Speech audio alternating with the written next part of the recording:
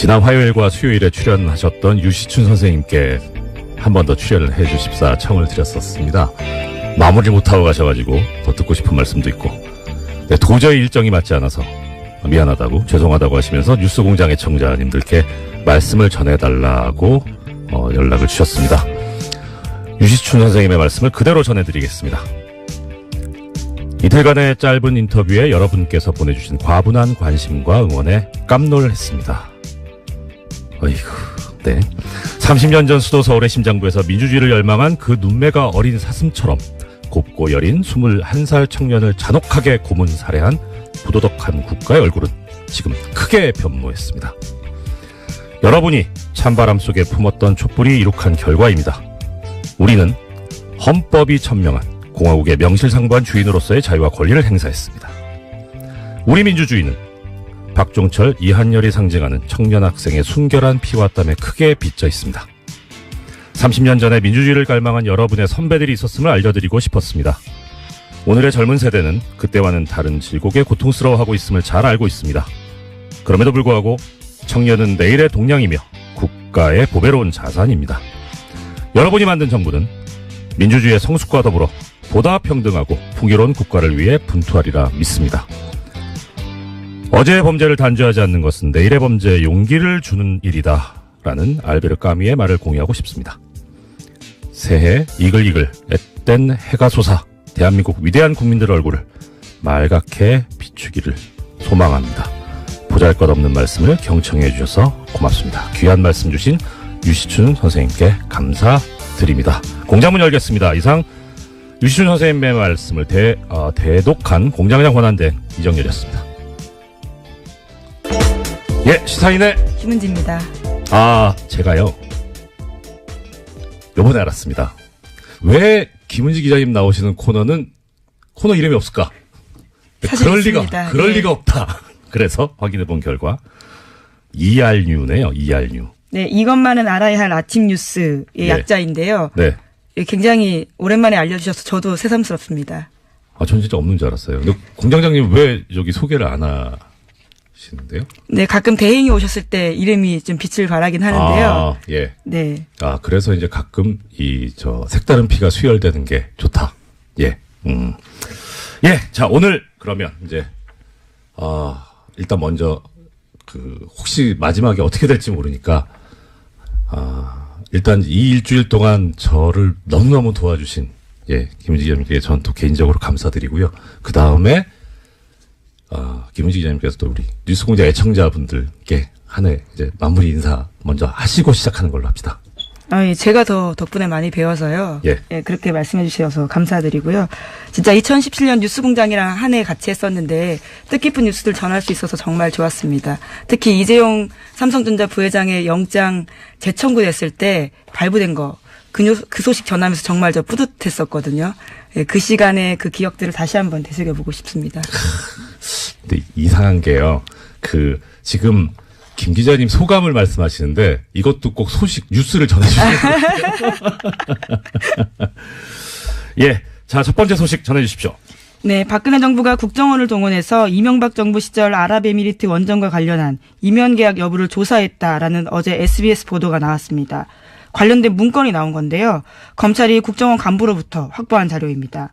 이명박 정부가 원전 수주의 조건으로 핵 폐기물과 폐연료봉을 국내에 반입하기로 했다라는 의혹이 조사 대상이었습니다. 또 아랍에미리트에 대한 핵 기술 이전을 미국이 반대해서 조기 착공이 곤란하다라는 내용도 있다라고 합니다. 이게 지금 주어를 다시 한번 들어주셔야 될 것이 청자분들께서 지금 현 정부가 아니고 박근혜 정부에서 조사를 했었다는 겁니다. 그러면은 두 가지 중에 하나겠죠. 정말 문제가 있었거나 아니면 이 조사를 함으로써 타개해야 될 문제가 있었거나. 예, 그런데 지금 뭔진 잘 모르겠는데 하여튼 이 조사 결과가 그럼 어떻게 나왔는지가 이제 제일 궁금할 거 아닙니까? 그래야지 방향이 나오니까. 조사 결과는 어떻게 됐다고 합니까? 네, 그게 가장 궁금하실 부분일 텐데요. 네. 당시에 국정원의 조사 결과가 어떻게 나왔는지에 대해서는 확인되지 않았습니다. 또 그 내용이 청와대에 보고됐는지도 확인되지 않았는데요. 예. 이와 관련해서는 우선은 문건이 나왔기 때문에 검찰이 이제 수사에 들어간 겁니다. 당시에 네. 남대준 전 원장, 당시의 원장이죠. 국정원장의 최측근이 원장의 일정들을 다 적어놓고 있었는데 그때 2013년입니다. 그때 김장수 당시 청와대 안보실장으로부터 이러한 사실들을 확인 요청 받아서 써놨다라고 합니다. 그러면 이게 어떤 다른 목적이 있는 건지 정말 문제가 있어서 뭐 조사가 된 건지 그것조차도 아직 모르는 상황이네요. 네, 현재로서는 그렇죠. 이게 뭐 어떤 국가기밀이 들어있는지는 모르지만 빨리 조사가 맞춰져서 우리 국민들의 궁금증을 해결해 줬으면 하는 그런 마음이 듭니다. 네, 이 자체로도 사실 굉장히 놀라운 일인데요. 그렇죠. 원전 수주의 조건으로 핵 폐기물을 국내에 들어오겠다라는 식의 의혹이 있었다라는 것은요. 예. 원래는 2010년 국회 대정부 질문에서도 나왔다라고 합니다. 네. 이제 그런데 이것에 대해서 박근혜 정부조차 의심하면서 관련 내용들을요 국정원에다가 알아보라고 시킨 거다라고 알 수 있는 겁니다. 예, 그렇죠. 그때 당시에 강봉균 당시 민주당 의원이 의혹을 제기를 했었고요. 예. 근데 이게 만약에 사실이라면 이거 뭐 황당한 거죠. 그러니까 돈을 벌어오는 대신에 쓰레기를 가져온다는 얘기 아닙니까? 그것도 다른 쓰레기도 아니고 이 국민의 이 건강에 엄청난 영향을 미칠 수 있는 핵 폐기물을 가져온다는 거니까 도대체 국민의 생명과 자유와 재산을 보호해야 될, 신체를 보호해야 될 국가가 오히려 나서서 국민들에게 해를 끼치는 행위를 해버린 것이니 이건 정말 심각한 문제가 아닐 수 없겠네요. 예, 당시에 남대준 당시 원장 같은 경우에는요. 네. 지금은 구속되어 있는 장호중 당시 감찰실장에게 조사를 지시했다라고 네네. 알려져 있습니다. 네. 자, 그러면 여기에 그런데 또 관련된 지금까지 해주신 소식은 전부 SBS에서 보도를 한 거네요. 또 하나의 소식이 있다고. 네. 그죠? 예. 관련해서 SBS가 연속 보도들을 했는데요. 이게 중요한 네. 보도다 보니까 몇 가지 보도가 있습니다. 네네. 국정원에서 어떻게 진상 파악을 하게 됐냐에 대해서요. 조금 네. 더 의미를 부여하고 있는데 관계자들 멘트를 땄습니다. 예. 문건을 작성했다라고 알려진 국정원 간부에 대해서 어떻게 쓴 거냐 물어봤더니요. 예. 문건에 그런 내용이 있다면 사실일 가능성이 높다라면서 하지만 정확한 내용은 기억나지 않는다라고 밝혔고요. 또 이에 대해서 당시 남대준 원장을 만났던 김장수 안보실장도 이야기를 했는데요. 자기는 기억나지 않는다라고 했습니다.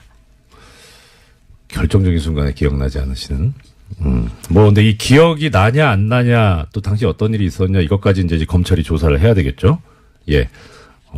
흥미진진한. 네, 일입니다. 언론 보도에는 좀 한계가 있을 수밖에 없는 게요. 남대준 그렇죠. 원장 같은 경우에는 지금 구속되어 있는 상태입니다. 게다가 지금 이제 국정원 관련이니까 사실 또 정보의 접근이 그렇게 쉽지가 않은 상황이죠. 예, 그럼 지켜보겠습니다. 예, 그다음 소식 전해주십시오. 네, 국군기무사령부가 국방부 TF 압수수색 정보 미리 알고 있었고 관련 네. 수사에 협조하지 않았다라는 소식은요. 지난주에 전해드린 바가 있습니다. 관련한 뉴스가 또 나왔는데요. 오늘 아침 한겨레 신문 보도입니다. 군 기무사가 최근 2012년 댓글 자극과 관련해서 국방부 장관에게 거짓 보고했다라는 건데요. 이러한 사실을 확인한 검찰이 기무사에다가 관련 자료 요청했다라고 합니다. 그런데요. 아직까지도 압수수색이 4주째 진행 중이고요. 이러한 난항 때문에 문건 확보에 시간이 걸려서 공소시효가 지나가 버렸다라고 합니다. 참. 지난번에 이제 공장장에서 진행을 하실 때 저도 들었는데 이게 사실 군이라는 데가 원래 공무원 자체가 공무원 조직이 상명하복에 충실하고 위계질서가 엄격한 데인데 더 심한 게 군대잖아요. 계급 사회인데 그야말로. 그런데 국군 기무사령부가 그 상급 기관에 대해서 이런 식으로 뭐 그때는 이제 소식을 수사에 협조하지 않고 증거를 인멸한다 이런 얘기가 있었는데 이제 더 나가서 거짓 보고까지 했다.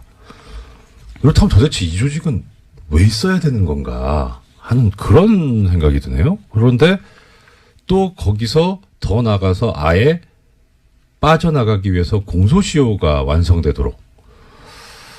자, 참 이게 이 타이밍에 드려야 될 말씀인지 모르겠는데 이 공소시효라는 얘기가 나오니까 김 기자님께서는 이 공소시효라는 게 왜 있을 것 같으세요? 생각이. 그리고 아무래도 좀 편의주의가 아닐까 싶은데요. 평생 네. 수사할 수 없다 보니까 네. 그것을 좀 시간을 한정해 둔 게 아닌가라고 생각해 봤습니다. 그렇죠. 예. 이게 사실 그런데 공소시효라는 게 지금은 좀 상황이 달라졌는데 이 공소시효라는 제도가 만들어질 때만 해도 그러니까 공소시효라는 거 뜻은 뭐 애청자 여러분들께서도 다 잘 아실 겁니다.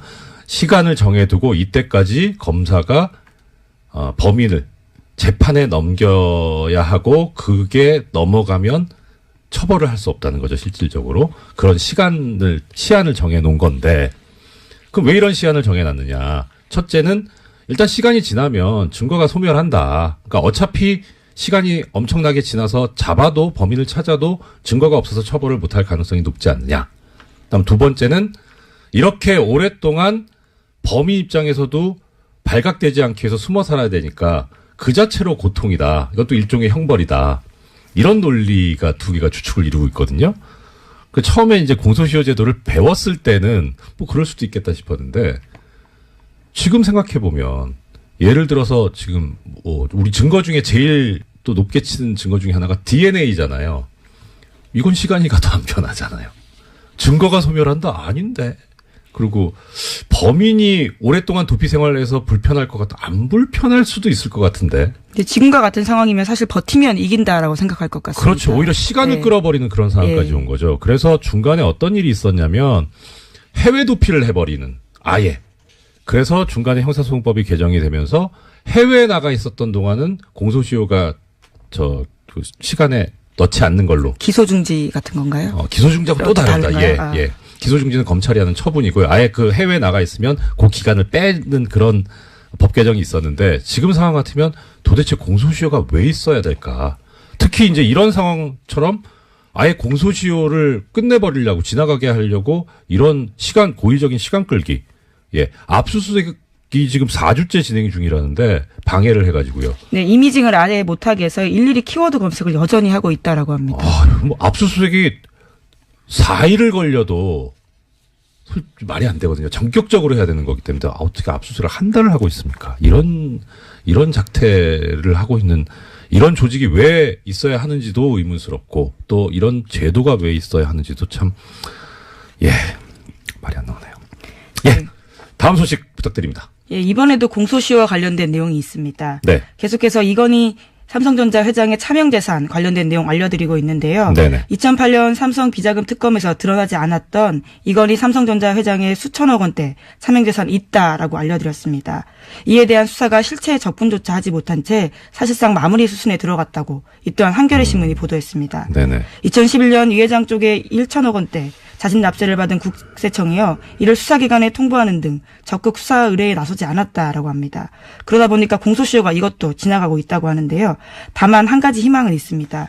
공소시효가 남은 2013년에서 2014년 사면계좌에서 발급된 수표가 있어서요.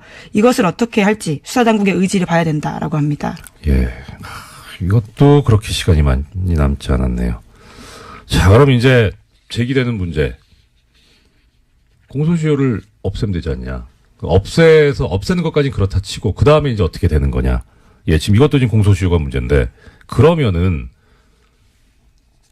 공소시효를 없애서 옛날의 행위에까지 그것을 효력을 미칠 수 있을 것이냐 하는 문제가 이제 되겠죠. 뭐 예를 들어서 지금 이제 이 공소시효 다 없앱시다 해가지고, 이 기무사에서 댓글 공작한 거, 이것도 이제 지금 처벌하기로 하고, 뭐 차명재산 이것도 수사해서 처벌하기로 하자 하면, 문제는 소급법이 돼서 이게 우리 헌법상에서 얘기하고 있는 법률 불소급의 원칙에 어긋나니까 문제가 있을 수 있죠.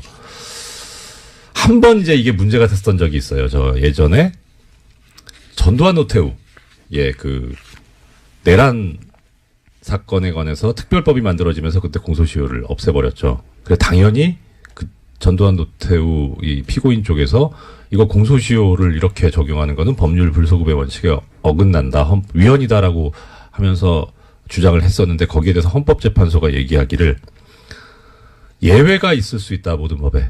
그런데 이런 중대한 일에 예외를 두지 않는다면 도대체 언제 예외를 둬야 하느냐 하면서 합헌이다라는 결정을 한 바가 있습니다. 이것도 비슷하게 봐야 되지 않을까. 지금 정치적, 경제적으로 나라의 근간을 흔드는 이런 범죄들인데 이것도 한번 고려해 볼, 공소시효를 소급해서 적용해 해볼 만한 그런 사안이 아닐까 하는 생각을 해봤습니다. 네, 또 살인 사건이나 이런 네. 사건이 벌어졌을 때는요. 근원 목소리 영화가 기억이 그렇죠. 나는데 네. 공소시효 문제 계속해서 나왔던 것 같습니다. 네, 그렇습니다. 예, 다음 소식은요. 네, 이 또한요 공소시효 관련된 내용입니다. 오늘 계속해서 키워드가 공소시효입니까? 네, 오늘 아침에 그런 보도들이 꽤 많았는데요. 아, 그렇군요. 이번에는 경향신문 보도입니다. 네. 검찰이 고대영 KBS 사장의 국정원 돈 200만 원 수수 혐의를 공소시효 만료 등의 이유로 형사처벌하지 못할 것으로 보인다라는 건데요. 이명박 박근혜 정부 당시 숨겨진 비위와 부정부패에 대해서 검찰 수사가 공소시효라는 장애물을 만났다라는 지적이 나오고 있다고 합니다. 그거 참.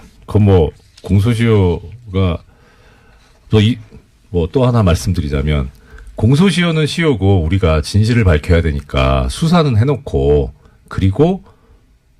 그래서 진실을 알면 되지 않느냐 그 목적으로. 그런데 사실 이 수사라고 하는 게 최종적으로 가는 목적지가 어디냐면 재판에 넘겨서 처벌을 하자는 그런 거라서 공소시효가 완성돼 버렸다면 끝나버렸다면은 처벌 자체가 안 되는데 이걸 수사를 한다면 목적 달성이 안 되는 행위를 하는 거기 때문에 이렇게 하는 거 어떻게 보면 또 예산 낭비가 될 수도 있고 그다음에 수사를 받는 쪽에서는 인권 침해 소지가 있죠.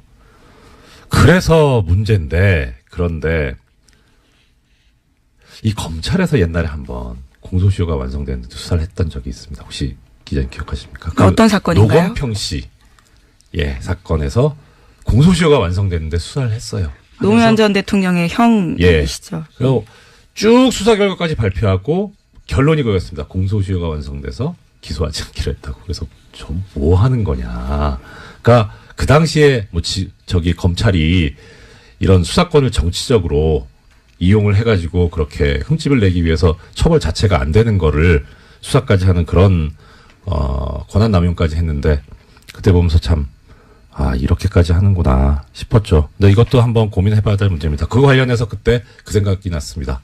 윤석열 지검장이 했던 유명한 말이 있습니다. 수사권을 가지고 검사가 그렇게 하면 그게 검사냐 깡패지. 네, 다음 소식이요. 네, 2년 전에 역사교과서 국정화를 결정하면서 교육부가 여론조사 실시했다라는 소식 전해드린 바가 있는데요. 그때 여론조사 정황 발견됐었습니다.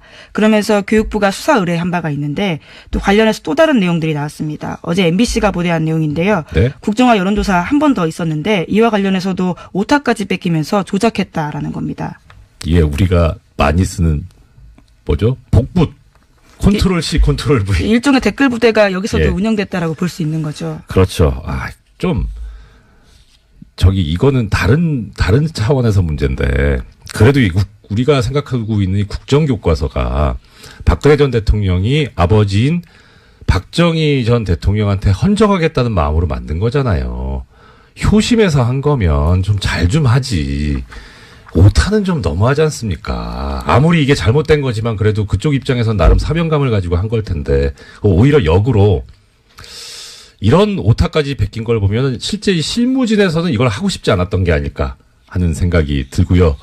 이것도 좀 다른 얘기인데 관련해서 지금은요 판결문에 판사들이 전자서명을 하거든요. 미리 이제 서명하고 날인을 다 그 메모리에 넣어가지고 그대로 그냥 클릭만 하면 서명 날인 되게 돼 있는데 옛날에는 종이에다가 서명 날인을 했어요.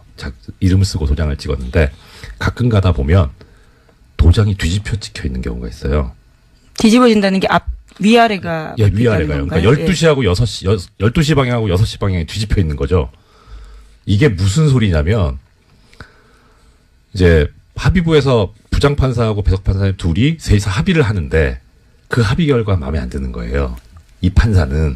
그래서 어차피 이게 합의 결과 2대1로 졌기 때문에 이 판결은 나가고 자기는 거기에 서명 날인을 할 수밖에 없지만 난 이 판결에 동의 못하겠다. 내심을 드러내시는 건가요? 도장을 거꾸로 찍는 거예요. 그러신 적이 있으신 건가요? 전 한 번 했어요. 한 번. 근데 이게 판사들 사이에서 용인이 돼 있어요. 그러니까 그 정도는 이게 표현을 하자.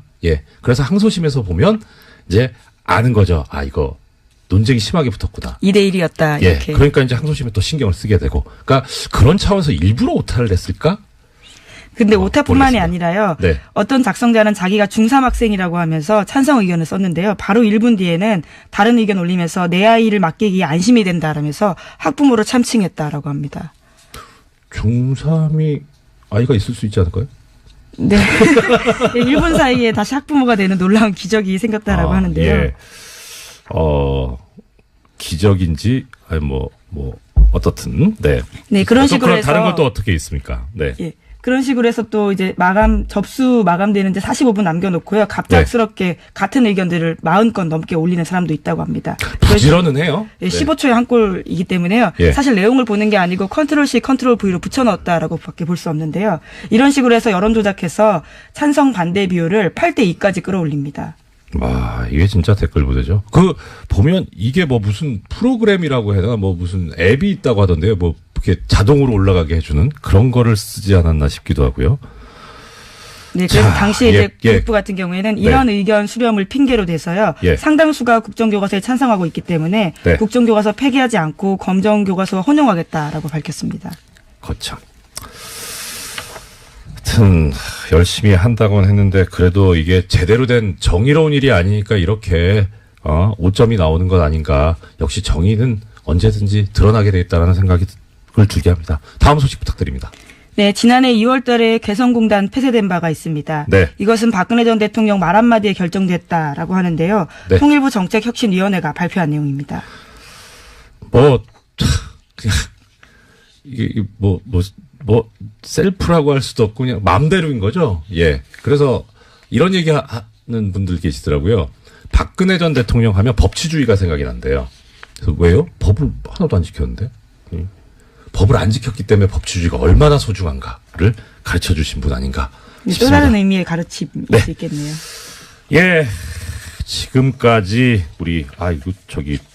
오늘 발견해 놓으니까 코너 이름 다시 까먹었네. 네, 이것만은 알아야 할 뉴스 이알류입니다. 예. 이것만은 알아야 할 아침 뉴스에 진행을 해주신 시사인 김은지였습니다.